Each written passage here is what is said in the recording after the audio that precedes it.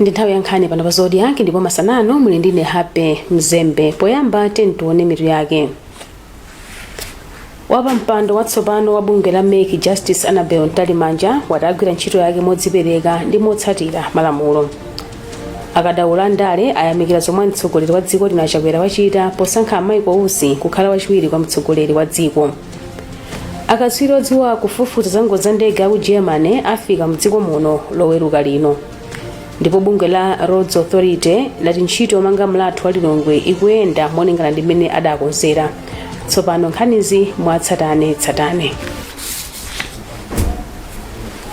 Wapa mpando watsopano wa bungwe loyendetsa chisankho la Make Justice Annabel Ntalimanja watagwira ntchito yake modzipereka ndi motsatira malamulo.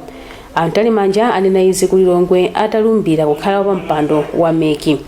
Iwo ati ndi khumbo lawo kuti ayendetse bwino ntchito za bungweli ndi cholinga choti chisankho cha 2025 chidzayende bwino.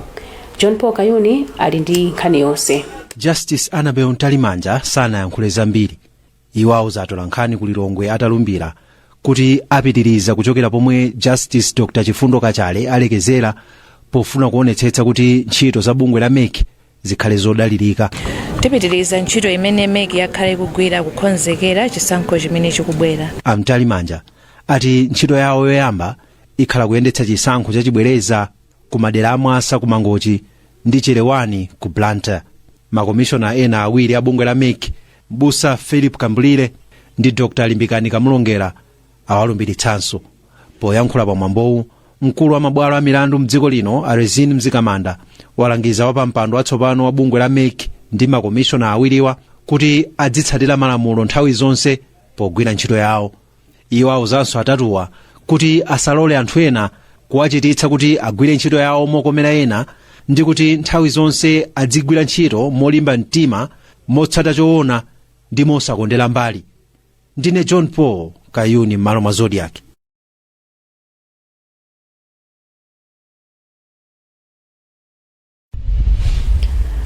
Akadaula ndale ayamikira zomwe mtsogoleri wa dziko lino Lazarus Chakwera wachita posankha Michael Usi kukhala wachiwiri kwa mtsogoleri wa dziko lino kulowa m'malo mwa malemu Saulo Chilima. Ernest Thindwa ati ganizo lili lofunika kwambiri pa ndale pofuna kusunga zolinga za mgwirizano wa tonse.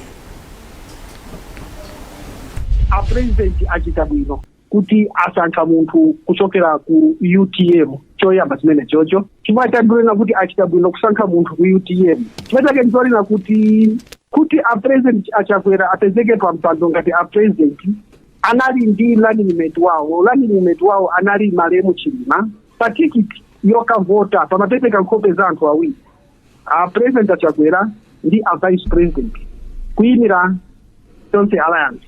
Ndeno ni nkhani yabwino kulona kuti mandate imene anapatsidwa ndi amalawi yipitirira chifukwa anthu amayimirira zipani zawo, chipani cha MCP ndi chipani cha UTM ngakhale panali chipani zina komano zipani zeni zomwe mwina zinagwira ntchito kwambiri kukopa amalawi kuti ayikidwe pa mpando ndi chipani cha MCP ndi chipani cha UTM. Ndipo katswiri na bandali a George Chaima wali chisankho cha president chipatsa UTM mwayi okambira naso za udindo wake mu mgwirizano wa tonse. Tokozeso kwambiri president a dziko lino poganizira zowasankha Michael Usi kwayika pa mpando umene wa vice president. Ndikuyang'ana kwambiri pa zifukwa zosiyana-siyana komabe mwina ndifotokozerepo pano pa zifukwa pang'ono kunena kuti tisayiwale Michael Usi ndi vice president wa chipani cha UTM amene amagwiranso ntchito mothandizana ndi amalemu a vice president a dziko lino ku chipaniko popeza tikudziwa kuti Chilima amene anali president wa chipani cha UTM. Ndiye ndikuona ngati kuti kuchoka kwa Chilima ndikuyikapo Usi pa mpando umenewo a president sanalakwitse kwambiri. Axon Nikalaire Banda omwe chipani chawo cha Peoples chili mu mgwirizano olamula ati sakudabwa. Ndinanene kuti ndive odabwa kwenikweni chifukwa masiku adusawa pamene mphekesera zimamveka kuti a president akhala kusankha wachiwiri wawo malingana ndi kutayika kwa wachiwiri amene analipo Saulo Chilima. Zina la Dr. Usi lakhala likuyenda ndi mayina nge anali ndithu pa mndandanda onena kuti ngakhale anthu amachulachula koma zina lawo linalinso ndithu pamndandanda onena kuti amatchulidwa. Apresidenti aonesa kukhulupirika pamene papa chifukwa mukuziwa kuti inuyo ausi ndi mtsogoleri wa chipani cha UTM, komanso vice president amene atataya analinso wa UTM. Ndi apresident posafuna kuti mwina pite kwina kulikonse malingana ndi mgwirizano umene unalipo achifuna cha nzeru ndithu kuti apitenso ku UTM komwe pasankhe mmodzi amene analinso nduna amene anagwira naye ntchito amene amadziwanso bwino kuti munthu amagwira choncho, ndiye kuonesa kuti ndithu ali chiganizo cha mtengo wapatali. Kumbali ya chipani chake mlembi wamkulu wa MCP Eisenhower Mkaka wati ganizoli likulimbikitsa zolinga za mgwirizano wa tonse. Ifeyo kuchipani chinthu chichi tachilandira bwino kwambiri chifukwa poyambira musiwe kuti ife tikalowa mboma ngati Tonse Alliance, ndipo president amangoyenera kuti aonetse umodzi wawo komanso kukhazikika wawo pa maganizo akuti ifeyo mboma ngati Tonse Alliance. Chifukwa yake kunali koyenera kuti iwo ngati mtsogoleri, iwo ngati president popatsidwa mphamvu ndi constitution amangoyenera kuti asankhe munthu amene ndi Michael Usi. Apatisha Kaliati ndi mlembi wamkulu wa chipani cha UTM. Tathokoze kwambiri president athu Dr. Lazarus Chakwera chifukwa chosankha Dr. Michael Usi. Komanso mundilole kuti tachite congratulate vice president amene so ali assistant vice president amene akusankhidwa. Ife kwathu ndikuthokoza kuti zikomo kwambiri. Mwina mukuona kwanu ngati chipani kusankhidwa kwawo kukhale ndi phindu lalikulu motani ku chipani cha UTM? Fusulani munaona kuti mwachilandira bwanji afenge tiyankhe chimenecho kuti zikomo kwambiri, ndipo tathokoze kwambiri president Dr. Lazarus Chakwera chifukwa chosankha mmodzi wa ku UTM amene anali vice president wa UTM kuti zikomo kwambiri, and congratulations Dr. Michael Usi for the position. Mneneri wa boma Moses Kunkuyu walengeza kuti akatswiri odziwa kufufuza za ngozi za ndege aku Germany afika mdziko muno loweruka lino kuti adzathandize kufufuza chomwe chidachititsa ngozi ya ndege yomwe idapha wachiwiri kwa mtsogoleri wa dziko lino Saulo Chilima ndi anthu ena asanu ndi atatu 8. Malinga ndi Kunkuyu, mtsogoleri wa dziko lino Lazarus Chakwera walamula kuti anthuwa awapatse mwayi ofufuza pena paliponse ndi cholinga cholondoloza bwino ngozi. Iwawo zaso zodiya kuti boma la Malawi lalepheretsa chikondwerero cha ufulu wa dziko lino kamba chomwe chimakhalapo pa 6 Julayi kamba kuti dziko lino lidzakhalabe likukumbukira anthu omwe anafa pa ngozi ya ndege. Monga tikudziwa kuti president wa dziko lino Dr. Lazarus Makathi Chakwera anakumana ndi atsogoleri a maiko akunja amene ati akazembe amayimira maiko akwawo ku dziko lino la Malawi, ndipo adawapempha kuti athandizirepo ndi ukadaulo wawo pakafukufuku wa ngozi ya ndege imene idatigwera mdziko muno ndi kutenga miyoyo ya abale athu kuphatikiza pamene wachiwiri kwa mtsogoleri wa dziko lino. Ndipo tinafotokozera kuti ena tayamba kukambirana nawo ndipo pali zoyankha zoonetsa tsogolo. Mafuna tifotokoze kuna kuti dziko la Germany lavomera kuti abwera kuti adzagwire ntchito mukafukufuku ameneyo. Iwowa atumiza akatswiri awo amene amakhudziwa kwambiri ndi zakafukufuku wa ndege zikachita ngozi, ndipo afika mdziko muno loweruka limene likubwerali pa 22 June kuti adzayambe ntchito imeneyi. Monga mmene president anafotokozera, cholinga ndi chakuti kafukufuku ameneyo ationetsere kuti kodi zimene zidachitika kuti ndege imeneyi igwe ndi kuchita ngozi imene apha abale athu chinachitika ndi chani. Akuluakulu amenewa atsimikiziridwa kuti agwire ntchito yawo pena paliponse, ndipo afikire munthu wina aliyense kapena ofisi ina iliyonse kapena malo ena aliwonse amene akhoza kuwathandizira kuti ntchito yawoyo igwirike mopanda kupsinjika kwina kulikonse. Kotero tikuyembekezera kuti pokwana loweruka 22 January akuluakulu amenewa afika mdziko muno. Sinodi ya Livingstone ya mpingo wa CCAP yatsindika kufunika kwakuti mipingo mdziko lino chilimike poonetsetsa kuti ana akulanda chisamaliro choyenera kuti adzakhale nzika zodalirika. Wachiwiri kwa mlembi wamkulu mu sinodiyo Mbusa Isaiah Muhone wati izi zikugwirizana ndi mawu a Mulungu omwe amalimbikitsa kuphunzitsa ana khalidwe la umunthu. Iwo anena izi kwa mwansambo mboma la Nkhotakota atendera zina mwa ntchito zomwe sinodiyo ikugwira pansi pa nthambi yake ya Livingstone ya Synod AIDS Program LISAP. Winston Kaimira ayindiza mbiri mu ripoti ili. wachiwiri kwa mlembi wamkulu mu sinodi ya Livingstone yayu wati kulephera kupereka chisamaliro choyenera kwa ana ndi komwe kukudzetsa kusowa umunthu pakati pa nzika za dziko lino.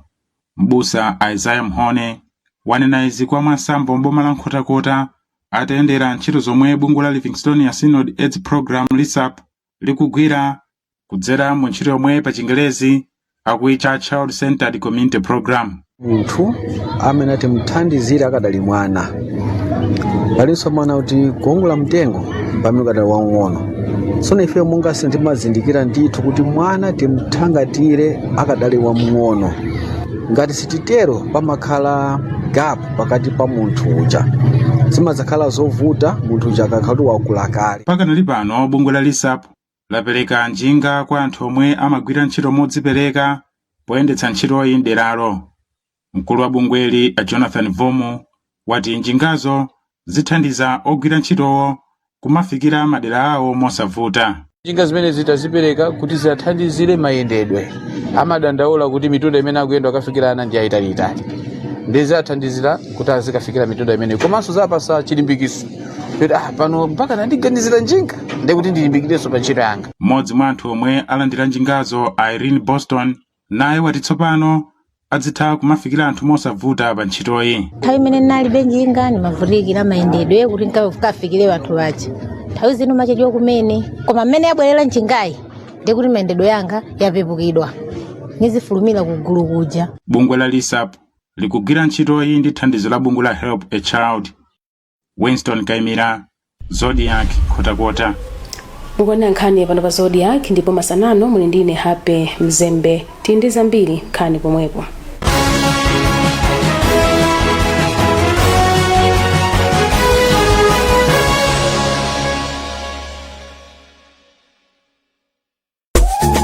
Alimi ambiri akupindula ndi ulimi wa mbatata yofira nkati orange fresh sweet potato moti ndalama sikuwatalikira. Mabanja awo ali ndi matupi a thanzi. Mbatata ya kholowa yofira nkati ili ndi vitamin A yemwe amonjezera chitetezo nthupi, kupatsa nyonga ndinso kuthandiza kuti matupi azikhala osalala komanso maso adziona bwino. Mutha kupeza phindu pogulitsa mbewu ya mbatatayi komanso kupanga kuchokera ku mbatatayo ufa, mandasi, zitumbuwa, makeke ndi zina. Mbatata yofira nkati payoka ndi chakudya chokhutitsa zedi. Ubwino wina ndi woti mbewu ya mbatatayi imapirira kung'amba, zimangofunika kukonzekera mbewuyo mwachangu. Imachita bwino madera onse m'dziko muno podalira mvula komanso ulimi wa nthirira. Mbatata yofira nkati ndi chuma, chakudya komanso thanzi. Uthengawu akukupatsirani ndi International Potato Center ndi thandizo lochokera ku The Embassy of Ireland komanso 1CGIAR ku projekti ya Ukama Ustawi.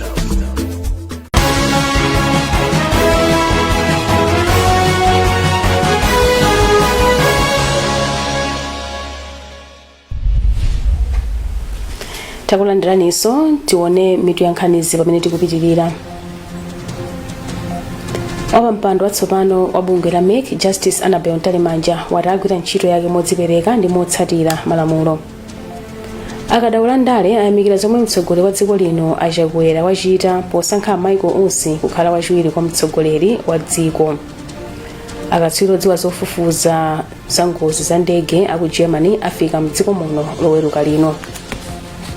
Ndipo bungwe la Roads Authority lati ntchito manga mlathu wa Lilongwe ikuyenda molingana ndi mmene adakonzera. Tipitirire ndi nkhanizi. Bungwe la Roads Authority lati ntchito yomanga mlathu wa Lilongwe ikuyenda molingana ndi mmene adakonzera, pomwe kontalakita yomwe akugwira ntchito pamalopa wayamba kuyika zopondapo galimoto za misewu isanu yomwe ikhale pa mlathuwu. Polankhula pomwe amakhazikitsa ntchitoyi mawawu mneneri wa bungwe la Posha Kajanga anati ntchitoyi itenga miyezi iwiri kuti amalize kuyika zopondera 49 zolemera matani makumi asanu chilichonse. Akajanga ayamikira anthu okhala mu mzinda wa Lilongwe chifukwa choonetsetsa kuti anthu sakuba katundu ogwira ntchito pamalopa. Akajanga akufotokoza. Ndizoona kuti lero tinabwera pano pamene tikumanga mlathu wa Lilongwe watsopano timazaona kukhazikisa kwa mabimu. Mabimu ndi pamene galimoto zizayenda apo pamwamba. pakatipa kuyambira mwezi wa Novemba pamene tinagumula mulatho wakale uja anthu amafunsa kuti kodi kumene kuja mukutani, sitikuona zimene zikuchitika. Chimene timachita ndi choti timayamba nokukumba pansi, timafunika tipeze mwala pansi ndiye umapereka foundation yabwino, ndiye timakumba ndipo tamanga miyendo ya mulathowu about 1.5 meters kuchokera pansi kufika pamwamba kuti tiyambe kuyika mapiya abwinobwino tikhazikise mabimu apamwamba pamene magalimoto zizayenda. Tagwira ntchito imeneyi ndipo lero timakhazikisa mabimu amene wawa ndi olemera 50 tani bimu imodzi, ndizolemera kwambiri faka kuyuza njanji imene amagwiritsa ntchitoyi kuti akhazike mabimu pa mulathopa. Ntchito imeneyi ayichita kwa pafupifupi miyezi iwiri kunyamula zimenezi kukhazikisa pa mulatho paja kuti ntchito ipitirire. Milatho ndikhulupira mudziwa kuti ndi iwiri, mulatho umodzi uli ndi maleni awiri, mulatho wina uli ndi maleni atatu, aphatikiza ndi kukhala mulatho umodzi. Pa mulatho waung'ono pakhala 21 beams, pa mulatho wokulirapo pakhala mabimu 28 kuphatikiza kupanga mulatho waukulu wa maleni 5. Imene ntchito ikuyendera ndipo tikukhulupirira kuti panopa pamene tilili pano ndi ntchito imene yayamba iyi tikunena kuti tagwira ntchito yokwanira about 41% ya ntchito yoti tigwire. Ndikukhulupirira mukudziwa kuti ntchito imene tizayimaliza mu March mwezi wa 2026, koma pomafika pa mapeto pa 2025 tizakhala kuti ntchito mulatho onse tamaliza, tikungoyika mwina zotetezera ngati ma guardrails, ma handrails, kulembalembapo bwinobwino kuwalembera kuti anjinga muziyenda apa, oyenda pansi muzidusa umo, ofuna kuwoloka. Mpingo wa Evangelical Lutheran mdziko lino wati kumanga kwa malo omwe kuzichitikira ntchito za mpingo ndi chitsimikizo chakukula kwa mpingo komanso kudzipereka komwe ali nako kuti afikire madera onse a dziko lino. Bishop wamkulu wa mpingo Dr. Joseph Vumbwe watiuza lero pamwambo woyika mwala omwe amangepo malowa kumudzi wa Kwiula kuti akhristu onse ayenera kuti agwirane manja posonkha ndalama yogwirira ntchitoyi. Malinga ndi Bishop Vumbwe, malowa akhala ndi ofesi za bishop othandizira ntchito za bishop ndi holo yochitira zinthu zosiyanasiyana mwa zina. Adam Zondaninge walemba ripoti ili. Poyankhula atayika mwala wamaziko pamalo pamene amangepo ofesi za diocese kumudzi wa Kwiula, mkulu wa mpingo wa Evangelical Lutheran Bishop Dr. Joseph Vumbwe ati kumangidwa kwa malowa kutanthauza kula kwa mpingo komanso kuzipereka kumene mpingo uli nawo kufikira madera onse a dziko lino. Bishop Vumbwe anafotokoza kuti ichi ndi chifukwa chake mpingo ukupempha Khristu onse kuti ayenera kusonkha ndalama zothandizira pa ntchitoyi, ponena kuti mpingo ukuyembekezeka kukhala ndi malo monga awa mzinda wa Blantyre komanso Lilongwe chaka chino chisanathe. Pomwe tinayamba diocese chaka icho chapitacho koma tinalibe pogwira, tili ndi malo konkuja ku center, tili ndi cathedral zoona, tili ndi nyumba ya abusa, tili ndi mabuilding ena awiri atatu koma siwokwanira kuti patsa ife diocesan center. Ndithokoze kwambiri Bishop athu Ansuku komanso ndi azawo onse amene agwira nawo ntchito kuti atangokhazikitsidwa anayamba kufuna malo amenewo. Malo ano tinapeza pa mtengo waukulu kwambiri ndipo ndifonyadira kuti tinapeza malo osewa, koma kuti malo osewa aoneke bwino pafunika pamangidwe. Ndelero takhazikitsa mwala wamaziko kudalira Mulungu kuti atitsogolere. Pali yake Bishop wa Diocese ya Kalonga mpingowu Mbusa Alex Stephen Musuku ati kudzera ku holo imene ikhale ndi zinthu zosiyanasiyana diocese zipeza ndalama yoyendesera ntchito zake. Mwala wamaziko ukhazikitsidwa lero kuno ku Kwiula village ku Ipiana, ife kuno ku Diocese ya North Karonga ndifonyadira chifukwa maloto athu akwaniritsidwa. Pene mwala wayikidwa lero kapena kudalitsidwa lero ndi presiding bishop wathu watipasa mphamvu zina zapaderadera, sono tiyambe kukangalika ndi zida zathu ndi zimene tingathe kusonkhasonkha ma resources kwayika pamodzi tiyambe kumanga. Malowa akuyembekezeka kukhala ndi office za bishop othandizira bishop komanso holo yochitira zinthu zosiyanasiyana. Diocese ya Kalonga ya mpingowu anayikhazikitsa mchaka cha 2022 kukhala diocese yoyamba mbiri ya mpingowu. Maloma Zodiac ndine Adams Clement undani. Apanso ndipo pamapeto pa nkhanizi masanano kumalisanasiyana tentoneso mitu yake. Wapampando watsopano wa bungwe la Make Justice Annabel Ntalimanja wati agwira ntchito yake modzipereka ndi motsatira malamulo.